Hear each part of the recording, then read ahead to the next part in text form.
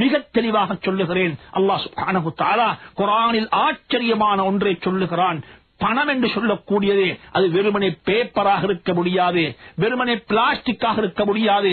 நீங்கள் அதை பாவிப்பீங்க என்றிருந்தால் உலகத்தில் பெரும் பெரும் வளர்ந்த நாடுகள் கூட 1500 வருடங்கள் ஹிஸ்டரி சரித்திரத்தை தனக்கென்று ஆக்கிக் கொண்ட நாடுகள் கூட இன்றைய பைனான்சியல் கிரைசிஸில் ஆடிக்கொண்டிருக்கிறே அவர்கள் இப்ப சொல்லுகிறார்கள் உண்மையான ஒரு பொருளாதார கொள்கை இருக்கும் என்றிருந்தால் அது இஸ்லாம் காட்டித் தந்த பொருளாதார கொள்கையாகத்தான் இருக்க வேண்டும் என்பதை இப்பொழுதுதான் உணர்ந்திருக்கிறார்கள்.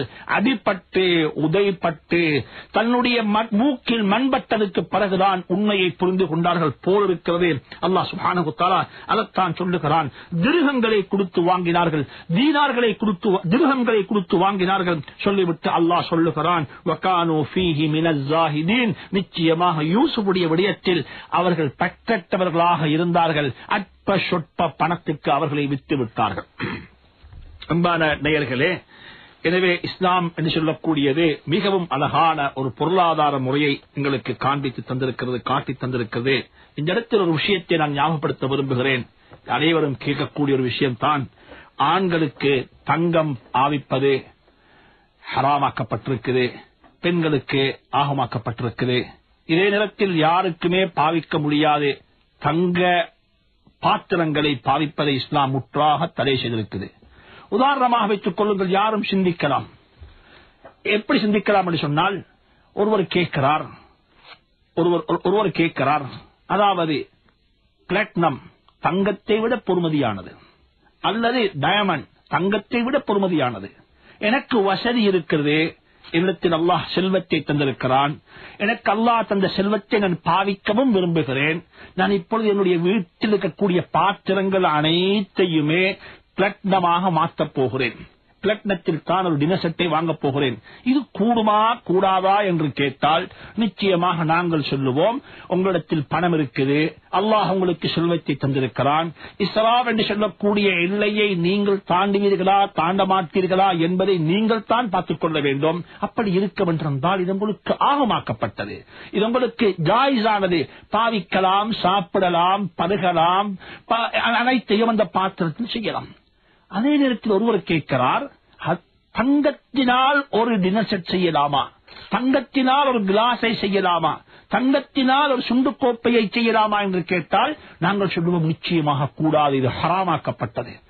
இதற்கு ஏன் வித்தியாசம்?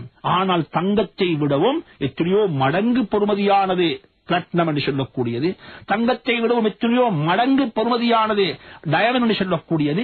டயமண்ட் ஹலாலாக்கப்பட்டிருக்குது, உங்களுக்கு பிளாட்டினம் ஹலாலாக்கப்பட்டிருக்குது, வைரூரியம் ஹலாலாக்கப்பட்டிருக்குது. ஏன் அல்லாஹ் சுப்ஹானஹு வ தஆலா, ஏன் மார்க்கம் ஷரீஅத் தங்கத்தை மாத்திரம் ஹராமாக்கி இருக்குது? ஹஜ்ரத் இமாமுனா கஸ்ஸாலி ரஹ்மத்துல்லாஹி அலைஹி இஹ்யாஉல் உலூமுத்தீன் மிகவும் அழகான விதத்தில் இதற்கு பதில் சொல்லி இருக்கிறார்கள். அன்புக்குரிய நேயர்களே, இமாம் கஸ்ஸாலியை பற்றி நாம் யோசிக்கும் பார்க்கும் பொழுதெல்லாம் அவரை ஒரு சூஃபியாக, ஒரு சூஃபியாக, ஒரு ஆபிதாக, ஒரு துஆக்களை சொல்லித்தரக்கூடிய லைஃபான ஹதீஸ்களை சொல்லக்கூடிய ஒரு ஆலிமாகத்தான் உலகத்தில் அதிகமான மக்கள் அவரை பார்த்திருக்கிறார்கள்.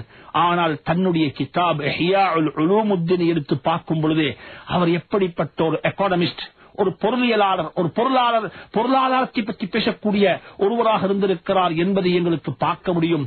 அல்லாஹ் சுப்ஹானஹு வ தஆலா தங்கத்தையும் வெள்ளியையும் பாத்திரமாக பாவிக்க கூடாது என்பதற்கு தடை விதித்திருக்கிறான். காரணம் என்னவென்று சொன்னால், அது எந்த ஒரு இடத்திலும் தேங்கி நிற்க கூடாது, அது எப்பொழுதுமே சுத்தி கொண்டுதான் இருக்க வேண்டும். ஒருவருடைய வீட்டில் டின்னர் செட்டாக, இன்னவருடைய வீட்டில் கப்பன் சோஸாக, இன்னவருடைய வீட்டில் அழகு காட்சிக்காக வைக்கப்பட்ட பொருளாக அது மாறும் என்றிருந்தால், பணம் தேங்கி நிற்கும் என்றிருந்தால் எப்படிப்பட்ட பிரச்சனைகள் சமூகத்தில் ஏற்படுமோ அத்தனை பிரச்சனைகளும் அதனால் ஏற்படும். தங்கத்தை வெள்ளியை அல்லாஹ் படைத்திருப்பது அது எப்பொழுதுமே பஜாரில் தெருவில் சுற்றிக் கொண்டிருக்க வேண்டும். இன்று என்னுடைய கையில் இருக்கும், நாளை இன்னொருடைய கையில் இருக்கும், அது அப்படியே கை மாறி மாறி வந்து கொண்டு இருக்கக்குள்ளதான் உலகத்தினுடைய பொருளாதாரம் வளர்ந்து கொண்டு போகும் என்பதற்காக வேண்டித்தான் அல்லாஹ் தங்கத்தையும் வெள்ளியையும் ஹராமாக்கி இருக்கிறான். ஏனையவைகளை அல்லாஹ் ஹலாலாக்கி இருக்கிறான். என்று சொல்லக்கூடிய அழகான ஒரு ஆச்சரியமான பதிலை இமாமுனா கஸ்ஸாலி ரஹ்மத்துல்லாஹி அலைஹி கிதாபு ஷுக்ரி வஸ்ஸப்ர் என்று சொல்லக்கூடிய பாடத்தில் மிகவும் அழகாக வழங்கப்படுத்தியிருக்கிறார்கள். அன்புக்குரிய நேயர்களே, இஸ்லாம் என்று சொல்லக்கூடிய உதாரணமாக வைத்துக் கொள்ளுங்கள். இன்று இருக்கக்கூடிய பவுண்ட் புரோக்கரிங் சென்டர்ஸ், அதாவது அடகு சேவைகளை நீங்கள் எடுத்துக்கொண்டு போனாலும் கூட எந்த ஒரு அடகு சேவைக்கு நீங்க அடகு வைக்கக்கூடிய இடங்களுக்கு நீங்க போய் என்னிடத்தில் ஒரு பிளாட்டினம் இருக்குது, இதை வைத்துக் கொண்டு எனக்கு பணம் தாங்க என்று கேட்டால் பணம் தரமாட்டார்கள். அல்லது என்னிடத்தில் ஒரு மிகவும் பொறுமதியான ஒரு வைர கல் இருக்குது, இதை வைத்துக் கொண்டு பணம் தாங்கொண்டு கேட்டால் பணம் தரமாட்டார்கள். அவர்கள் பேசுவார்கள், 24 கேரட் தங்கம் இருந்தால் எடுத்துக்கொண்டு வாருங்கள், 22 கேரட் தங்கம் இருந்தால் எடுத்துக்கொண்டு வாருங்கள், நாங்கள் உங்களுக்கு பணம் தருவோம் என்பதாக என்ன இறை சொல்லுகிறார்கள் என்று சொன்னால், அல்லாஹ் சுப்ஹானஹு தஆலா தங்கத்தையும் வெள்ளியையும் படைத்திருப்பதே பணத்துக்காக வேண்டித்தான். அது எப்பொழுதுமே ஒருவரிடத்தில் தேங்கி நிற்க கூடாது. ஒரு பெண்ணுக்கு மாத்திரம் அல்லாஹ் சுப்ஹானஹு தஆலா அதை ஆகமாக்கி இருக்கிறான். அவளுடைய பொருளாதார நிலையை வைத்து அந்த பெண்ணுக்கு ஜுவல்லரி, அதாவது ஆபரணங்கள் அணிந்து கொள்ள முடியும். அதற்கும் சில உலமாக்கள் மிகவும் அழகான காரணங்களை அல்லாஹ் ஏன் ஆண்களுக்கு ஹராமாக்கிவிட்டு பெண்களுக்கு மாத்திரம் இதை ஹலாலாக்கி இருக்கிறான் என்பதற்கும் சில அடிப்படையான சில வித்தியாச வேறுபாடுகளை அழகாக காட்டியிருக்கிறார்கள். எனவே அன்புக்குரிய சகோதரர்களே, இதை படியுங்கள்.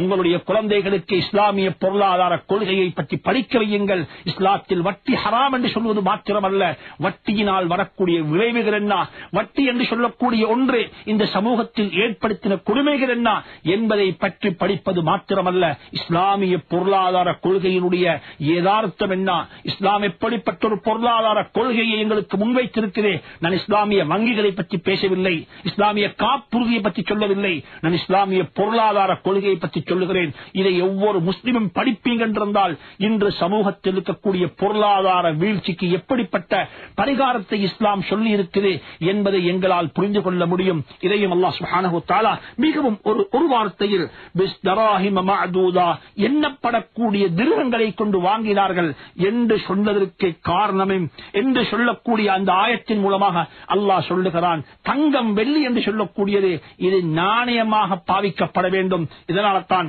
இன்றைய காலத்தினுடைய உலமாக்கள் பணத்தினுடைய 3 வகையான பொறுமதி, 3 வகையான பிரயோசனங்கள் இருக்கிறார்கள். ஒன்று சொல்லியிருக்கிறார்கள், இது யூனிட் ஆஃப் அக்கவுண்ட்ஸ். இன்னும் ஒன்று சொல்லுகிறார்கள் மீடியம் ஆஃப் எக்ஸ்சேஞ்ச். இன்னும் ஒன்று சொல்றாங்க ஸ்டோர் ஆஃப் வேல்யூ. இந்த 3 பற்றியும் ஏராளமான கருத்துக்கள் எழுதப்பட்டிருக்கிறது. இதை பற்றி எல்லாம் எனக்கு விளங்கப்படுத்த வேண்டிய அவசியம் இந்த இடத்தில் இல்லை என்றாலும் கூட மிகவும் ஒரு ஞாபகத்துக்காக வேண்டி, ஒரு குறிப்புக்காக வேண்டி சொல்லுகிறேன். இஸ்லாமிய பொருளாதார கொள்கையை படிப்பதே ஒவ்வொரு முஸ்லிமுடைய கட்டாய கடமையாக இருக்குது. அதை விளங்கினால்தான் நாம் இந்த உலகத்தில் இருக்கக்கூடிய இப்பொழுது நடைமுறை இருக்கக்கூடிய பாரம்பரிய இந்த பொருளாதார கொள்கைக்கு எங்களுக்கு பதில் சொல்ல முடியும். அப்படிப்பட்ட பதில் சொல்லுவது முஸ்லீம்களாகிய எங்களுடைய மிகப்பெரிய கடமையாக இருக்குது. வெறுமனே வட்டி ஹராம் என்று சொல்வது மட்டுமல்ல, வட்டி ஹராம், வட்டியினால் வரக்கூடிய விளைவு என்ன, வட்டி எப்படிப்பட்ட விளைவுகளை ஏற்படுத்தும், வட்டியை பற்றி பௌத்த மதம் என்ன சொல்லி இருக்கிறேன், வட்டியை பற்றி இந்து மதம் என்ன சொல்லி இருக்கிறேன், வட்டியை பற்றி கிறிஸ்துவ மதம் என்ன சொல்லி இருக்கிறேன், வட்டியை பற்றி யூத மதத்தில் என்ன சொல்லப்பட்டிருக்கிறேன், இவைகளை பற்றி எல்லாம் படித்து தெரிந்து நாம் நம்முடைய இஸ்லாத்தை பற்றி பேசுவதே நம்முடைய மிகப்பெரிய ஒரு கடமையாக இருந்து கொண்டிருக்கிறேன். அல்லாஹ் சொல்லிவிட்டு சொல்லுகிறான், யூசுஃபுடைய விடயத்தில் அவர்கள் பற்றற்றவர்களாக இருந்தார்கள், அற்ப சொற்ப விலைக்கு வித்து விட்டார்கள். அன்புக்குரிய நேயர்களே, 21வது திருவசனத்தில் அல்லாஹ் சொல்லுகிறான், இப்பொழுது அந்த யூசுஃபை வாங்குவதற்கு பல மக்கள் முயற்சித்தார்கள். ஆனாலும் கூட அந்த நாட்டை ஆளக்கூடிய மன்னர் அல்லது மிஸ்ர் நாட்டினுடைய நிதி அமைச்சர் ஹஜ்ரத் யூசுப் அலைஹிஸ்ஸலாத்து வஸ்ஸலாம் அவர்களை காசு கொடுத்து வாங்கினார்கள். அவர்களும் கொடுத்த பணம் சொற்ப விலைக்கு வித்தார்கள். அவர்கள் தான் கூட விலை கொடுத்தார்கள். விலையை கொடுத்து ஹஜ்ரத் யூசுப் அலைஹிஸ்ஸலாத்து வஸ்ஸலாம் அவர்களை அந்த அரசர் வாங்கினார்.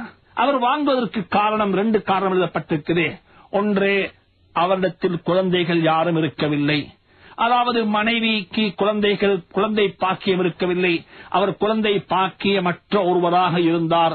அவருக்கு மிகவும் அழகான ஒரு சௌந்தரியமான ஒரு குழந்தை கிடைத்திருக்கிறே, தெருவில் விற்கப்பட்டுக் கொண்டிருக்கிறே, எனவே அந்த குழந்தையை வாங்கினார்கள்.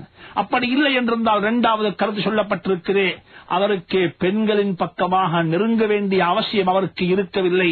அவர் ஒரு பெண் ஆசையற்றவராக ஒருவராக இருந்தார் என்று சொல்லக்கூடிய கருத்தையும் இமாம் குர்துபி ரஹ்மத்துல்லாஹி அலைஹி எழுதியிருக்கிறார்கள். وقال الذي اشتراه من مصر, மிஸ்ர் நாட்டிலிருந்து அவரை யாரு வாங்கினாரோ வாங்கினவர் சொல்லுகிறார், லிம்ரஅத்திஹி, தன்னுடைய மனைவியிடத்தில். அன்புக்குரிய சகோதரர்களே, மனைவியிடத்தில் போய் சொல்லுகிறார், அக்ரிமீ மஸ்வாஹு,